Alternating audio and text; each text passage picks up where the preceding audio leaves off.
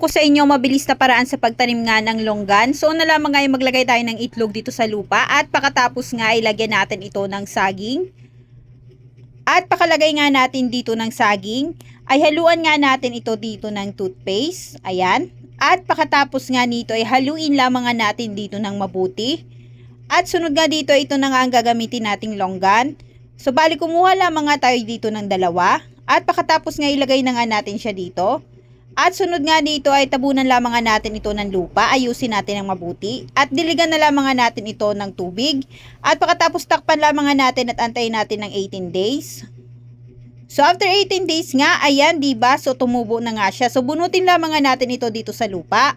At ayan, nagkaroon na nga din siya ng ugat. So bago nga natin ito ilipat ng lupa, maglagay muna nga tayo dito ng balat ng itlog. At lagyan nga ulit natin ito ng saging. At saka natin ilagay itong pinatubo nating longgan. At tapos tabunan lamang nga natin ulit ito ng lupa. At diligan lamang nga natin ito ng tubig. At pagkatapos antayin natin ng 6 months. So after 6 months nga, ito na nga ang kanyang mga bunga.